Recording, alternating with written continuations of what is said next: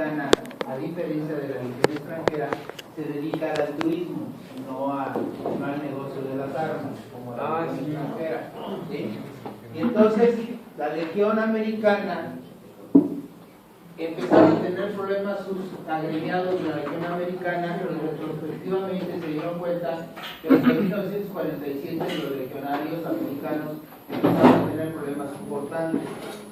Y estos problemas importantes eran debido a que tenían neumonía. Y empezaron a investigar en Estados Unidos y se dieron cuenta que tenían una bacteria que no era conocida. Entonces, como le confundieron por primera vez en un miembro de la legión americana, le pusieron el nombre legionero. ¿Sí? Por eso se llama legionero. ¿Sí? Y entonces se dieron cuenta que hay 34 especies, algunas de estas tienen múltiples serotipos, pero las más importantes, y sobre todo las más importantes de ellas, es la legionela neumófila, que es la que afecta predominantemente al ser humano. Muchas de las legionelas afectan a otros seres vivos, como son los animales, pero esta es la más importante para el ser humano. Y en segundo lugar, la Amigradeira. ¿Sí? Son bacterias aerobias gram negativas, y si son gram negativas deberían de colorearse de color rojo. Y entonces, ¿por qué no se tiñen con la safranina? Porque tienen una membrana muy pequeñita, una pared muy pequeñita que le cuesta mucho trabajo absorber el colorante. Entonces se tiñen con mucina básica y es una bacteria que tiene necesidad de gran cantidad de nutrientes. Y para que esta bacteria se nos desarrolle, que es esta bacteria de aquí, plana, casi completamente plana, con un gran flagelo que le da gran movilidad, para que esta bacteria se reproduzca fácilmente, tengo que utilizar un cultivo que se llama BCYE. Entonces este cultivo que se llama BCYE está compuesto de agar, como todos los agares, con extracto de levadura para que se pueda reproducir. De hecho, cuando le ponemos el extracto de levadura, huele como si estuviéramos comiendo pan a hornear. Y le ponemos carbón animal, agarramos algún animal, una rata, lo que sea, lo incineramos, y ese carbón, por el gran contenido de sustancias que tiene, ese carbón, esas cenizas, se las ponemos al cultivo. Y si le ponemos carbón animal, ¿de qué color son los cultivos? Negros. Y así de simple, ¿no? Pero no conforme con eso, le tengo que agregar alfa-glutarato, tengo que obtenerlo a una temperatura de 6.9 grados centígrados. Un pH de 6.9 grados, 6.9 con una temperatura baja a 35 grados y con una humedad del 90%. Para hacer todo esto, a esto le llamamos cultivo BCYE. Pero para que se pueda desarrollar más fácilmente nuestra bacteria, tengo que ponerle a mi cultivo antibiótico. ¿Para qué? Para matar a todas las bacterias que están a su alrededor y dejar exclusivamente la bacteria que quiere investigar. Tiene un crecimiento muy lento. A los 3 días empieza a verse la primera colonia, y esas son colonias redondas, aplanadas, de bordes íntegros. Y yo cuando veo a la bacteria y la quiero ver de qué colores tiene, o sea, por lo que le puse para teñirla, las voy a ver incoloras, porque no absorben el colorante, o las voy a ver rosas, o las voy a ver azules, o las puedo ver rosa azules, o sea, jaspeadas. ¿Sí?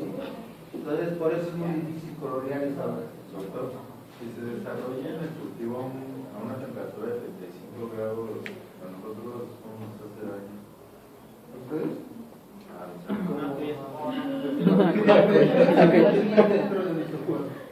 Y además es resistente a muchos parásitos por naturaleza propia. Entonces se altera la temperatura. Para que se desarrolle. Pero dentro de nuestro cuerpo tenemos tantos nutrientes que vive felizmente la bacteria. Si yo le hago un ejecutivo a mi paciente, tengo que esperar por lo menos 2 semanas para poder tener el resultado que debo de, o que estoy buscando. Dentro de su metabolismo son catalasa y oxidasa positivos, ¿sí? Y además tienen ácidos grasos, se reproducen muy bien en ácidos grasos ramificados, y nosotros tenemos muchos ácidos grasos, y esto le permite a la bacteria desarrollarse perfectamente bien. No conforme con eso, pues tiene proteasas para alimentarse a través de las proteínas, fosfatasas para alimentarse a través de la fosfatasa alcalina, lipasas para absorber los ácidos grasos, y DNAs y RNAs que van a destruir al DNA y al RNA. Y tiene una proteína secretora que es hemolítica y citolítica, va a destruir a los eritrocitos y va a destruir a todas las células donde se está pegada la bacteria parasitaria. Y algo muy importante, si yo agarro un flujo de aire y lo lanzo a través de la vía respiratoria, las primeras bacterias que van a llegar a la vía respiratoria baja son la legionela. La legionela, son las que son de color verde. Son las primeras que llegan porque son fácilmente transportadas por algo que dije al principio. Como son aplanadas, el aire las lanza más fácilmente hacia el interior de las vías respiratorias. ¿Por qué va todo esto? Porque se demostró que a través de los aires acondicionados en los hoteles o en los carros o en cualquier lugar donde haya aire acondicionado o clima artificial, vamos a lanzar, si no tenemos la precaución de tener mantenimiento de los sistemas de este tipo, vamos a tener la probabilidad de que a través del sistema de aire acondicionado estemos aspirando o respirando gran cantidad de vapor. ¿Sí? Y esto nos dimos cuenta hace algún tiempo, en un sanatorio aquí en Querétaro, que no voy a decir el nombre, porque ya cambió radicalmente este sanatorio, de que de la noche a la mañana nos empezaron a llegar 5 niños recién nacidos con neumonías y sepsis muy severas. 4 de ellos murieron, uno logró sobrevivir. Y entonces nos dimos a la tarea de que curiosamente eran del mismo sanatorio estos 5 niños, y nos dimos a la tarea de ir a investigar qué iba a pasar. ¿Cuál era? Entonces llegamos al sanatorio, el nombre no se lo voy a decir, pero llegamos al sanatorio y encontramos que los niños habían pernoctado cuando nacieron, que no sé por qué los metieron, si eran niños sanos, pero habían pernoctado a la incubadora. Bueno, sí sé por qué los meten a la incubadora. Los meten a la incubadora porque les cobran la incubadora. Entonces gana más dinero el sanatorio. Entonces metieron a la incubadora por un tiempo determinado, y a la hora que nosotros destapamos la incubadora, en la parte de abajo de la incubadora debe tener agua, y tiene un sistema donde se conecta al oxígeno y un sistema que calienta esa agua para que circule un ambiente húmedo caliente adecuado para el niño. Y a la hora que destapamos la incubadora, abajo había un caldo de cultivo impresionante que parecía materia vegetal. ¿Sí? Entonces, lógico, se le puso un problema, se hizo un problema muy severo para el sanatorio, y el sanatorio tuvo que cambiar todos sus sistemas y tener mantenimiento, y ese es el grave problema, que nunca le damos mantenimiento a las cosas. Comisionado, y nos interesa un cacahuate, le dieron mantenimiento, no le dieron mantenimiento a nuestras bacterias, a la vía respiratoria. ¿Sí? Entonces aquí tenemos a nuestra legionela,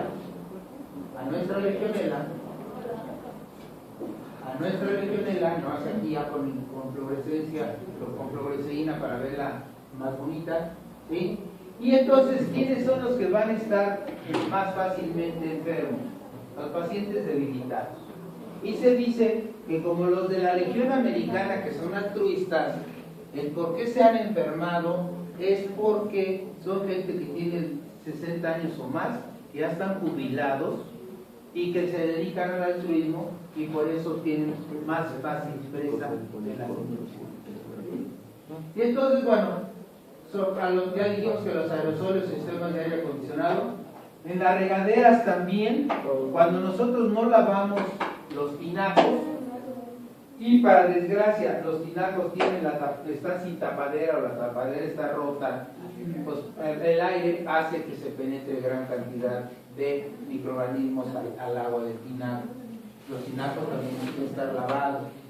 Peor tantito, hay gente que tiene la costumbre de tener cisternas en su casa y las cisternas, para que no utilicen el agua de la cisterna y queden ahí guardada el agua, puentean en los tubos de agua y se saltan a la cisterna para que se vaya directamente, mientras haya agua en la calle, se vaya directamente a los tinacos y llene los tinacos.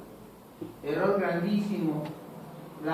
Siempre debe de estar conectado la tubería, debe tener una altura del piso. Lógico, si también nos vamos a meter a las fuentes a bañarnos, pues también, o los bordos también. ¿Qué nos va a dar, niños? Nos va a dar una infección de los pulmones que se llama infección segmentaria o en parches, que se va a afectar una área, otra área y así se va afectando poco a poco. Hay un exudado purulento, hay una condensación, hay un crecimiento de macrófagos y monocitos tratando de resolver el problema.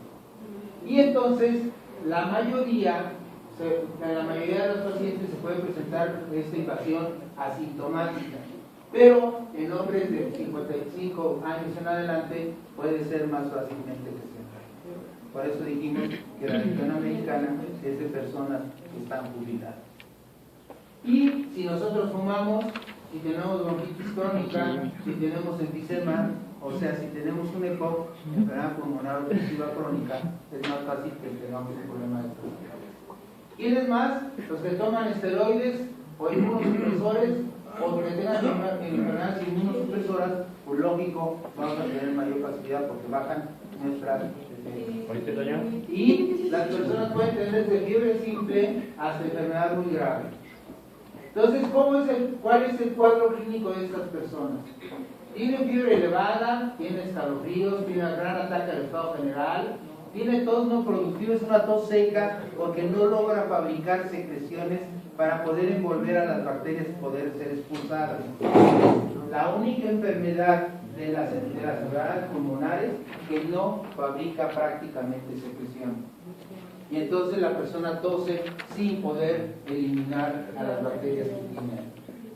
Entonces, y además si tose en esa forma y que la tos es muy agresiva para el paciente y se está obstruyendo los alvéolos, empezamos a tener por retención de oxígeno, por la falta de oxígeno que no penetra a nuestra sangre, vamos a empezar a tener oxígeno. Y como no penetra el oxígeno, tampoco sale el dióxido de carbono. Y al no salir el dióxido de carbono vamos a tener hipercapnia. Y si nosotros estamos reteniendo el dióxido de carbono, ¿qué nos va a pasar? Vamos a tener una acidosis, que inicio es respiratoria, y que el organismo empieza a manejar o a utilizar todos sus sistemas buffer, principalmente el sistema del bicarbonato, tratando de remediar el problema de la gran retención de CO2, utilizando el bicarbonato. Se termina el bicarbonato y caemos en acidosis metabólica. Y al rato tenemos una acidosis mixta que es muy grave. ¿Sí? Tenemos diarrea, que también se puede ir al tubo digestivo, y tenemos delirio por algo muy simple, porque al cerebro le falta oxígeno. ¿Sí?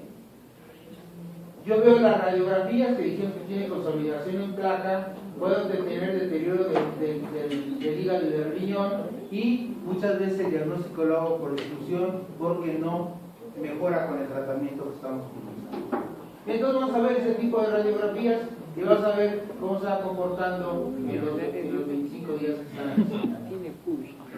Así que encontramos al paciente en parches con esta consolidación, quiere decir que está agrupado todo el contenido de una infección en un lugar determinado. ¿Sí? Y entonces, consolidación quiere decir sólido, que está sólido. Entonces aquí tenemos nuestro parche de la neumonía, Esta persona está respirando exclusivamente con los brazos. ¿El lápiz? la punta de los pulmones. Si le tomo una radiografía lateral veo toda la neumonía tan importante que tiene, y aquí veo cómo la neumonía también hace que las vértebras no se vean tan. Pasan los días, al décimo día veo cómo se hace más grande el problema, porque ya está afectando también hacia las partes apicales, y a los 25 días después del tratamiento empezamos a ver la mejoría para terminar de curarse la persona en los 3 a 4 meses después de haber iniciado el tratamiento. Hay un cuadro clínico diferente, bueno, que es el mismo, nada más que tiene ciertas características diferentes al cuadro clínico tradicional. Es el síndrome de Pontiac. Y recordar que dijimos al principio que esta bacteria se encontró en la reunión de la Legión Americana en Estados Unidos. Y la Legión Americana, su base la tienen en Pontiac, en Estados Unidos. Y Pontiac es en Boston. Y en Boston es donde están las fábricas más importantes de carros. ¿Te parece que hay un carro que se llama Pontiac? Desapareció. Es la misma enfermedad, Desapareció. es lo mismo de la legionela, la neumonía por legionela, nada más que se le pusieron como nombre Pontiac por esa situación. Y entonces muchos de ustedes utilizan todos los días su Pontiac a caminar. Lo compró Chevrolet. Era el Chevrolet. Y entonces, ¿qué va a tener la persona a diferencia de la anterior? Tiene escalofríos, tiene mialgias, tiene cefalea muy intensa, tiene mareo, fotofobia, rigidez del cuello y confusión. Aparte de los datos que tenemos anteriores, esto se suma al cuadro clínico y vamos a tener un problema mucho más agresivo en estos pacientes. Y bueno, el diagnóstico, ¿cómo lo voy a hacer? Con lavado bronquial, con líquido pleural, con biopsia pulmonar, en sangre, en esputo. Los frotis no son útiles, dijimos, porque no toman colorante y entonces no vamos a ver a las bacterias. Por eso los frotis no tienen ninguna utilidad. Y hago mi cultivo, que ya dijimos con qué va a ser nuestro cultivo. Y si quiero saber cuál es el serotipo, pues hago pruebas serológicas y pruebas específicas para ver cuál es el serotipo que me está dando el problema tan importante que tiene. Y recordar cómo va desarrollándose el cultivo de acuerdo a las horas. Recordar que puede tardar hasta 3 días en empezar a desarrollarse la prueba. Y aquí vemos los cultivos en carbón. No hay ningún gusano, güey. Tratamiento. Habitualmente les damos macrólido, que puede ser hidromicina, claritromicina, etcétera, etcétera. Y habitualmente cuando a un paciente le mostramos este problema y que no se cura tan rápidamente, le agregamos a su tratamiento de cáncer. Le damos los 2 medicamentos durante 21 días para tratar de matar a todas las bacterias que tenemos. Le doy gran apoyo ventilatorio porque tiene muchos problemas para respirar. Pues manejo el estado de choque y manejo todas las complicaciones que pueda tener mi paciente. ¿Sí? Y vamos.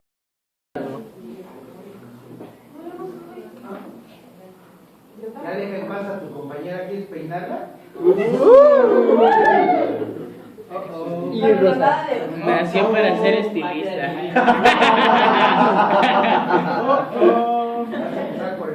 En los seres humanos son por virus y que no necesitan ni siquiera un antibiótico para que el paciente salga adelante.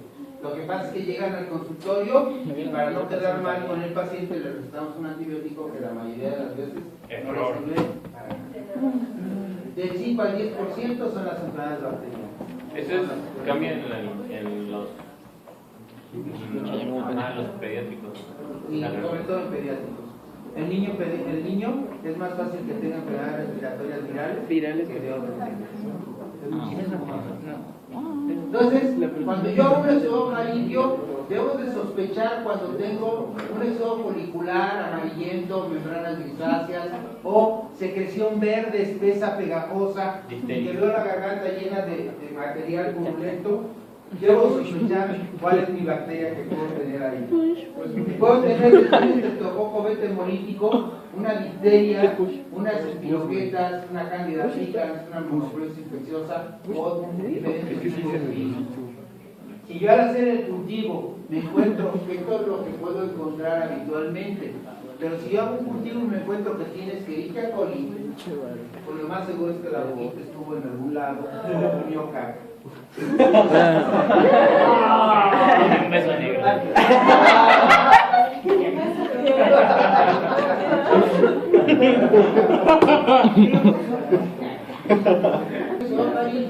Tengo que utilizar abatelenguas.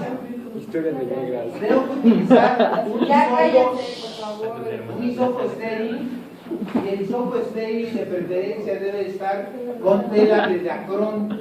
Es una mierda, ¿vale? Si es con algodón, el algodón absorbe mucho, muy fácilmente todo, y puede ser que ahora que intentamos sembrar, ya no sembremos nada. Actualmente para el hisopos se utilizan hisopos de dacrón, que están envueltos en tela de dacrón, la tela de dacrón absorbe el contenido, pero ahora que yo lo estoy sembrando, deposita casi toda la muestra en el cultivo. ¿Sí? Por eso. Doctor, ayer la encargada del laboratorio, bueno, Alejandra, nos estaba diciendo que no es necesario. ¿Cómo es? Ahora voy a parar acá. Voy a tomar el estudio de las amígdalas de la parte posterior de la faringe y voy a ver cuáles son la bacteria que yo tengo. Ya dijimos cuáles son las que puedo encontrar y estas son las que viven normalmente en nuestra garganta y que si no las reportan ni siquiera tienen que hacer antibiograma porque no tiene ningún sentido que si me reportan Streptococcus viridans yo le dé un tratamiento para lo que vive saprófito en la garganta. Entonces sería una tontería que aparte de que el laboratorio me reporte con un antibiograma, yo seleccione una de los medicamentos para dárselo al paciente porque tiene Streptococcus viridans. No le sirve. ¿Sí? Y bueno, saber que tenemos que tomar de esta zona nuestra muestra. Y entonces vamos a ver cómo ponemos nuestra batelenguas y tocamos con el hisopo toda la parte posterior para poder obtener la muestra. Y aquí vemos en vivo cómo se está haciendo para tomar de los pilares, para tomar de las amígdalas y para tomar de la gloria. Y si hay la posibilidad, meternos hasta la retrofaringe y por ahí también tomar nuestra muestra. Hay que inocular inmediatamente y sobre todo si pienso que es un estreptococo tengo que cultivarlo en agar sangre o agar chocolate para que se desarrolle más rápido. Dispersar homogéneamente, incubar a 37 grados centígrados y si creo yo que existe un estreptococo lo tengo que reportar en número de unidades formadoras de colonia para saber cómo voy a hacer el tratamiento. Ahora vamos a ver de la nasofaringe. La nasofaringe es un poquito más complicada tomar los estudios, porque estamos hablando de la parte posterior de la nariz. Y entonces para tomar la parte posterior de la nariz, yo tengo que tocar las amígdalas de la nariz que se llaman adenoides. Y entonces yo para tocar las adenoides pues tengo que irme por atrás, por arriba y por atrás de la nariz. Y esto no es tan posible. Entonces, ¿qué voy a hacer para tomar un cultivo de esta región? Si tengo un problema crónico, voy a hacer un lavado con aspirado. Voy a agarrar una jeringa, la voy a llenar de solución fisiológica, voy a meter una sonda por atrás de la garganta conectado a un aspirador y con su trampa, porque hay trampas para aspirar.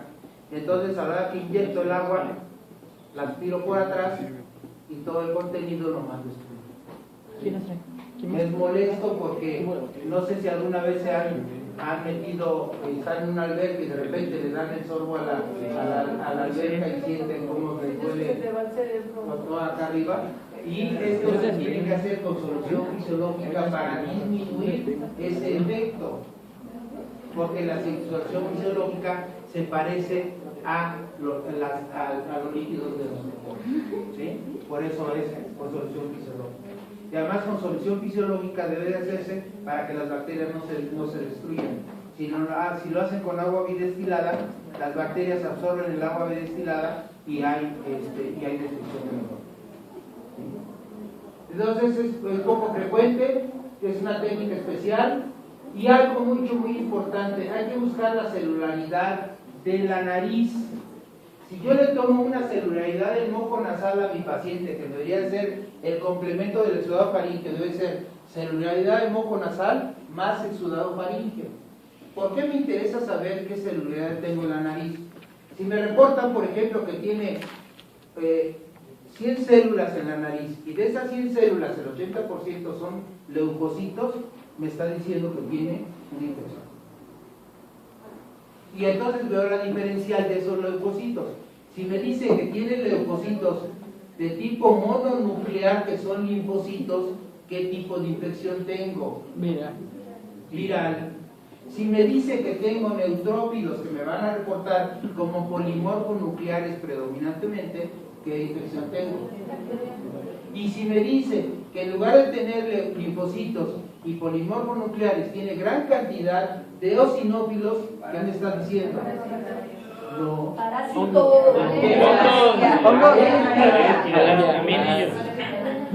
Alergia. Entonces me está diciendo que mi paciente tiene una rinitis alérgica que probablemente se haya complicado con una infección debido a la gran cantidad de secreción que fabrica esta persona. Y entonces voy a detectar cuál es mi patología y es más fácil que yo le dé un tratamiento encaminado a algo que estoy viendo en mi estudio. ¿Y qué voy a hacer con el oído externo y el oído medio? ¿Cuándo voy a estudiar a mi oído?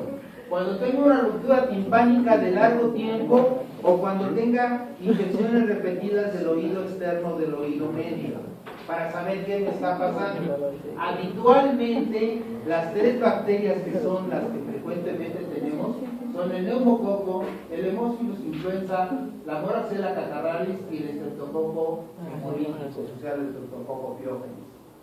Si esto es muy cierto, simple y sencillamente con que yo le dé a mi paciente penicilina o amoxicilina, voy a curar prácticamente a todos ellos. ¿Sí? Entonces no necesito para un evento de una sola infección darle un tratamiento tan agresivo como una cefalosporina de tercera generación. Entonces, ¿qué es lo que voy a hacer con estos pacientes? Que le voy a dar tratamiento y me olvido del problema, pero si es un problema crónico, entonces ya lo tengo que estudiar. Y entonces tengo que meterme al oído para ver cómo está el tímpano y poder estudiar qué es lo que está teniendo mi paciente. Recordar que para que se forme mucha secreción dentro del oído medio, necesito tener tapada la trompa de Eustaquio, que también está inflamada, y al tener tapada la trompa de Eustaquio no se permite la salida del aire ni se permite la salida de las secreciones. Entonces se quedan ahí acumuladas y empieza a acumularse en el oído. Y entonces vamos a ver este tipo de oídos. Este es un oído normal, un tímpano normal, donde vemos el escrotoma, que es esta luz que tiene, que siempre refracta en algún lugar. Vemos el tímpano, que es transparente, y a través del tímpano estoy viendo ¿qué? ¿Qué es eso? El mango del gatillo, el yunque y el estribillo. Y entonces yo tengo este oído, en lugar de tener esto, tengo esto. Y tengo un oído que está protruyendo, que se está abombando la membrana timpánica hacia el exterior. ¿Y cuál es el signo característico de este abombamiento en el paciente? Dolor. El dolor tan intenso que tiene. ¿Cuándo se le va a quitar el dolor al paciente? Cuando se rompa el tímpano. Al romperse el tímpano se quita inmediatamente el dolor. Entonces, ¿qué hago con este paciente? Espero, le doy tratamiento y espero, niños, espero a que se rompa el tímpano. Si lo dejo que se rompa el tímpano por sí solo, puede ser que quede así como flor, todo destruido para diferentes lugares, y a la hora que quiera cicatrizar, quede un agujero permanente. ¿Sí? Puede llegar a ser eso. Entonces, ¿qué le hago yo a estos pacientes? Yo, Diego Arteaga, ¿qué le hago a estos pacientes? Se pica. Yo tengo en mi consultorio un bisturí especial para esto, tengo la lámpara y me meto y le hago un corte de acá hasta acá. Le hago un corte y aspiro lo que tiene en el oído medio para sacar todo el material. Y nada más, si le duele, pero inmediatamente conforme le haces esto, porque además le puedes aplicar gilocaína en spray, pero no le funciona. ¿Por qué? Porque hay un proceso inflamatorio. Y cuando hay proceso inflamatorio, la gilocaína no actúa.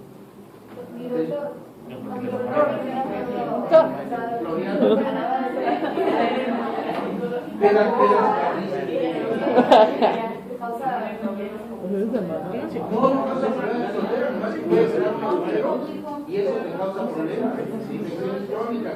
Y dar el tímpano de arriba hacia abajo para poder sacar todo el material purulento y inmediatamente conforme sale el material purulento, el oído se quita. Digo, perdón, el dolor se quita de forma inmediata y entonces cuando cicatrice este tímpano se va a cicatrizar perfectamente bien porque es un corte de bordes nítidos. ¿Y se cicatriza rápido? Muy rápido, se cicatriza más rápido. Vías respiratorias bajas. ¿Qué hago cuando un paciente tiene un problema de las vías respiratorias bajas? El paciente tiene una neumonía que no se cura y que estamos con tratamiento y no se cura, entonces voy a hacer una broncoscopía y voy a obtener material de los bronquios para poder mandarlo a estudiar y saber qué es lo que tiene. ¿Sí?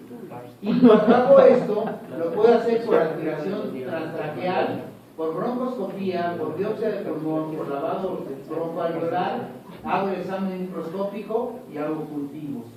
¿Sí? Y entonces, ¿qué voy a hacer? Este es mi broncoscopio y ya me metí a los bronquios y estoy aspirando todo lo que me está dando cuenta.